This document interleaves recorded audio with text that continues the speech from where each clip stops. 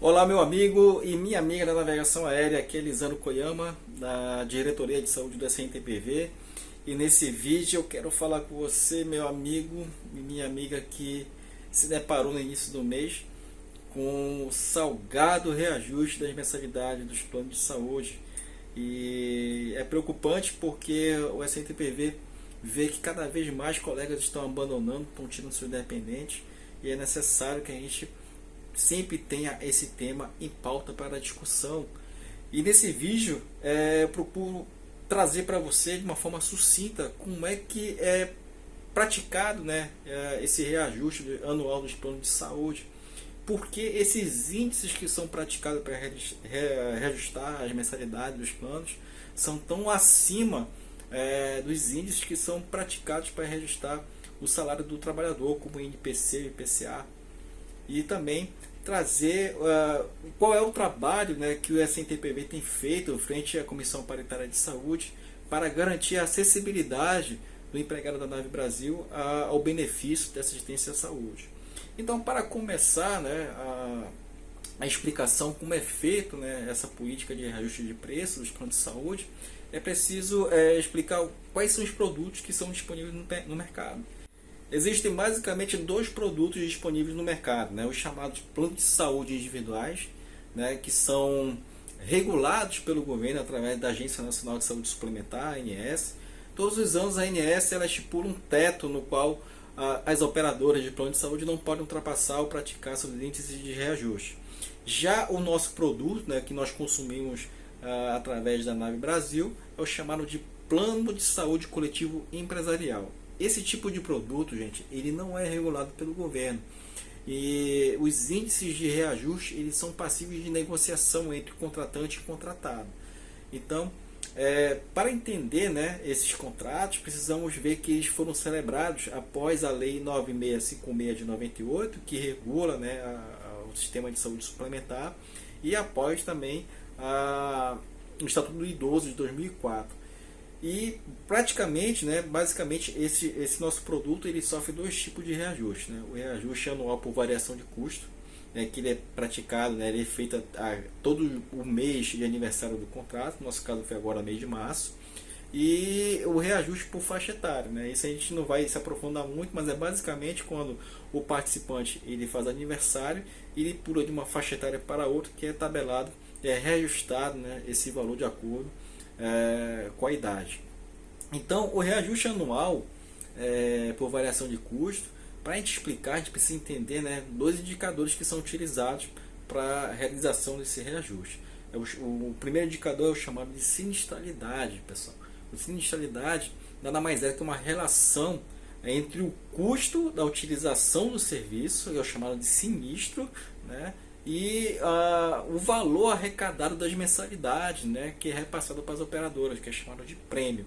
Então a relação entre o que foi gasto e o que foi recebido, ele é chamado de sinistralidade. E é um importante indicador que eles utilizam para ver se o contrato está equilibrado. Se aqui o universo de vidas não está gastando mais daquilo que se é arrecadado. Então, esse limite de sinistralidade ele é firmado ainda na celebração do contrato. E pelo que a gente viu durante as apresentações das administradoras do benefício, né, que o limite que foi acordado ali foi de 70%. A gente já vai dar um exemplo de como funciona isso. O outro índice que a gente precisa entender que é praticado, né, ao reajustar anualmente as mensalidades do plano de saúde, é o chamado de variação de custo médico hospitalar, que é o chamado inflação médica, pessoal. A inflação médica ele leva em consideração todos os reajustes que os prestadores de serviço para as operadoras realizam, né? Os prestadores de serviço, sejam clínicas, ambulatórios, os fornecedores dos insumos farmacêuticos, insumos hospitalares. Então, todos os anos eles realizam reajustes. Então é necessário que as operadoras de saúde realizem, né, esse reajuste através dessa inflação médica hospitalar, também com o objetivo de equilibrar o contrato. Então basicamente, né, são esses dois indicadores que são utilizados. E é importante, pessoal, que a gente entenda que o sistema de saúde suplementar ele funciona com uma relação de mutualismo, tá? Entre os mais novos, que espera-se que os mais novos e teoricamente mais saudáveis, eles utilizem menos, né, o sistema, né, e que possibilite que os mais velhos e teoricamente, né, que vêm desenvolver algum tipo de patologia, doença, utilizem o sistema com maior frequência. Então precisamos colocar um exemplo aqui, né, de como funciona esse reajuste. Vamos supor, né, eu colocar hipoteticamente uma empresa que possua 2.000 vidas, e essa empresa ela contrata, né, uma administradora de benefício e estipula no contrato que a sinistralidade, né, daqui a um ano, né, seja um limite de 70%, ou seja, a cada R$ 100 que é pago em mensalidade, né, 70%, né, é o limite que seja utilizado nos serviços de saúde suplementar. Vamos supor que no primeiro ano, no aniversário desse contrato, essas 2.000 vidas extrapolaram esse limite para 80%. Então, a cada R$ 100 que foram pagos para os operadores, né, foram gastos 80%, foi acima do limite, né, firmado em contrato, na sinistralidade. Então, o que as operadoras propõem, né, é um chamado de reajuste técnico, né, para poder equilibrar o contrato. Então, eles colocam um valor um pouco acima para puxar esse valor gasto para o limite de 70%. Quando o gasto, né, a utilização dos serviços não chega ao limite, fica abaixo do limite, o que acontece, Lisandro? Aí é aplicado, né, o índice, a variação de custo médico hospitalar. E que com certeza, pessoal, é um índice bem abaixo, bem menor do que o praticado pelo reajuste técnico quando é ultrapassado, né, o limite de sinistralidade. Então, o que a gente pôde observar no comunicado da empresa é que as administradoras dos benefícios de assistência à saúde e suas diversas operadoras de plano de saúde praticaram diferentes, né, índices de reajuste. Podemos ver que os índices variaram de 10% a 27%, né, quase 28%. Isso se deve, né, a esse cálculo, né, se ultrapassou ou não, né, o limite de sinistralidade firmado em contrato e que tipo de reajuste foi aplicado. Se foi o reajuste técnico para equilibrar o contrato ou foi apenas o reajuste, né, de inflação médica, né, o VCMH. Sendo que alguns casos, né, foram mostrados que a sinistralidade chegou a 95%, pessoal. Então, é muito importante que a gente entenda como é que funciona, né, o sistema de saúde suplementar. Mas o que podemos concluir com isso, pessoal, é que o reajuste vai depender da frequência de utilização, né, não só a frequência, mas o tipo de procedimento, né, na utilização dos serviços de saúde suplementar. Então, quando ultrapassado, né, esses limites firmados em contrato de sinistralidade, um reajuste um índice é aplicado, e se ficar abaixo do limite, outro índice é aplicado. Então, o que poderia influenciar, né, na redução desse custo, na redução desse reajuste? Não utilizar os serviços? A resposta é não, óbvio, né? Se você está doente, você vai procurar um serviço de saúde. O problema todo é utilizar o sistema de uma forma racional, pessoal. Por exemplo, é muito mais caro você utilizar um serviço de pronto atendimento, né? Você ter uma resposta, algo reativo, do que preventivo. Por exemplo, você realizar consultas, né, periódicas para você fazer os chamados check-ups, por exemplo. Você fazer uma consulta pré-agendada.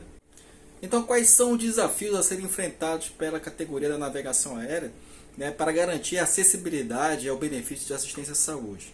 Primeiro, o atual contrato celebrado, né, que contém essas empresas, né, credenciadas para administrar o benefício de assistência à saúde, foi celebrado ainda considerando a Infraero e Navibrasil como uma empresa só, né? E hoje os contratos são negociados considerando um universo, né, com carta de vidas estimado de 30.000 vidas. E não sabemos qual cenário será, nós enfrentaremos, né, lá na frente daqui a um ano, quando teremos novos credenciados, o qual teremos que negociar no universo uma carta menor, né, estimada entre 5 e 6 mil vidas. O segundo desafio a ser superado é que a nossa categoria tem uma idade mediana elevada, ou seja, nós não temos uma população jovem capaz de financiar a utilização dos serviços de saúde suplementar pelos mais velhos. E terceiro, a qualidade de vida, né, da nossa categoria ainda é algo a ser melhorado, principalmente o pessoal que trabalha no horário administrativo, né, possui a sua qualidade de vida impactada, seja pelo tempo, né, na cidade, no deslocamento, casa, trabalho, casa, que demanda tempo, né, falta de acessibilidade, uma alimentação saudável nas proximidades, né, do local de trabalho, e que aceite outro benefício, que é o auxílio alimentação. Então, tudo isso impacta, fora o pessoal da escala, né, que trabalha em horários diversos e tem o seu sono, né, o seu ciclo circadiano constantemente perturbado. Então, a nossa categoria ela está com uma qualidade de vida, né, impactada, né, por todos esses fatores. E nosso envelhecimento, com certeza, ele não é um envelhecimento saudável. Então, precisamos urgentemente, né, modificar esse quadro para que possamos utilizar cada vez menos, né, os serviços de saúde. Então, analisando como é que o sindicato vem atuando para garantir essa acessibilidade do benefício de assistência à saúde para os empregados da Nave Brasil. Bom, o sindicato ele participa de diversas comissões paritárias, e uma dessas comissões paritárias, que é prevista na cláusula 82 do nosso acordo coletivo, é a Comissão Paritária de Saúde.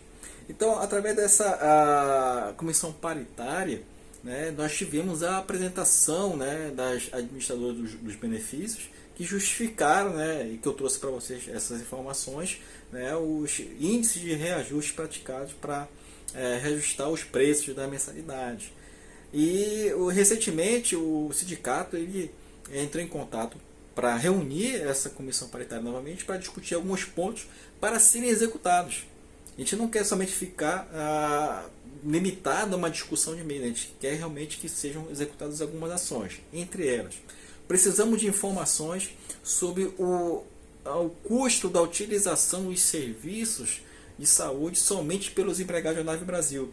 Nós não tivemos o tratamento dessas informações. Repito, as operadoras, as administradoras utilizam informações tratando Infraero e Nave Brasil como uma empresa única. Tá? E isso dificulta que a gente possa prever o cenário daqui a um ano, né, quando a gente vai negociar com uma carta de vidas menor, aproximadamente 6.000 vidas. Então, como é que a gente vai negociar com essas empresas novas credenciadas, né, num cenário que a gente não sabe quanto é que a gente tem gastado, quanto que a gente tem arrecadado. Então é importante a gente ter esses indicadores. Outra informação que o sindicato pediu foi a quantidade, o número de colegas que deixaram de ter acesso ao benefício. Nós não sabemos qual é o atual cenário, o quanto que a defasagem desse reembolso impactou, né, do acesso do empregado da Nave Brasil ao benefício de assistência à saúde. Nós sabemos que esses reajustes praticados pelas operadoras, elas vão no contrato total, né, no valor total do contrato. E os 15% que nós recebemos no acordo coletivo, ele cai apenas no reembolso. Então há uma defasagem, há um desequilíbrio. O desequilíbrio, né, que a própria CGPA 42, né, ela impõe que a participação 50% a 50%. E hoje, com essa defasagem, existem empregados que estão arcando com até 60% do valor do contrato. Então precisamos, né, fazer essa correção, trazer para uma relação mais equilibrada. Outra situação que a gente pede é que as administradoras do plano de saúde apresentem produtos mais acessíveis aos empregados, sejam eles através de produtos regionalizados, né, ou seja através de produtos que a gente possa fazer o chamado downgrade, né? Por exemplo, se você contratou um serviço hospitalar com obstetrícia e apartamento para internação, né, você pode fazer um downgrade para um serviço hospitalar sem obstetrícia e com enfermaria, né, no caso de internação. São exemplos. Você pode entrar em contato com a sua administradora de benefício para saber quais são as opções que você pode ter antes de você tomar a decisão de você abandonar o benefício. E também precisamos que a empresa ponha em prática aquilo que foi acordado de acordo com a cláusula 68 do nosso acordo coletivo, que é o programa de qualidade de vida. Nós precisamos que a nossa categoria, né, tenha hábitos mais saudáveis. Então, programas de educação, seja por uma equipe multidisciplinar, um nutricionista, um psicólogo, precisamos falar de vários temas, né, hábitos saudáveis. Precisamos falar sobre higiene do sono, sobre tabagismo, sobre alcoolismo. Então, todos esses fatores influenciam na qualidade de vida do empregado. O envelhecer bem permite que nós utilizemos os serviços com menor frequência.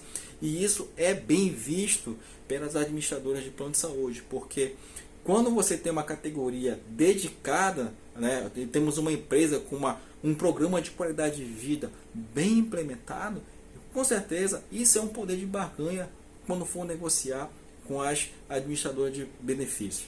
E também é necessário que dentro desse programa, né, a importância de você, da empresa, fazer convênios, celebrar convênios com essas espécies da vida, né, que a gente fala, acesso à academia, a serviços de bem-estar, yoga, esses serviços que nós conhecemos, que é um anseio da categoria. A categoria vem procurando o sindicato, solicitando, né, esse tipo de serviço, ter acesso a esse tipo de serviço. Ou seja, a categoria ela quer ter uma qualidade de vida, mas precisa ter uma oportunidade, ter a devida acessibilidade a esse serviço. Bom, pessoal, procurei de uma forma resumida, o vídeo ficou um pouco longo, mas eu procurei explicar qual é a situação, né? É crítica a situação no nosso programa de assistência, né? No benefício de assistência à saúde, e tenho a certeza que o sindicato ele vem brigando, não só nesses aspectos que foram enumerados, mas também por fora, através do nosso diretor Rogério, que vem atuando junto a outros sindicatos para brigar, né, para derrubar essa CGPAR número 42, que tem essa principal trava, que é essa limitação da participação no custeio da empresa no programa de assistência à saúde. Tá? Acreditamos que essa relação fique um pouco mais justa a partir do momento que tenham pelo menos 70% da participação da empresa e 30% do empregado. Aí vai começar a ficar um negócio um pouco mais justo, né, do que a gente merece ter. Então, pessoal, ficou um pouco longo esse vídeo, mas o que eu gostaria de trazer aqui, eu acho que tenha cumprido o objetivo de trazer um pouco de informação daquilo que a gente tem feito no trabalho na diretoria de saúde. Então, fiquem todos com Deus e muito obrigado.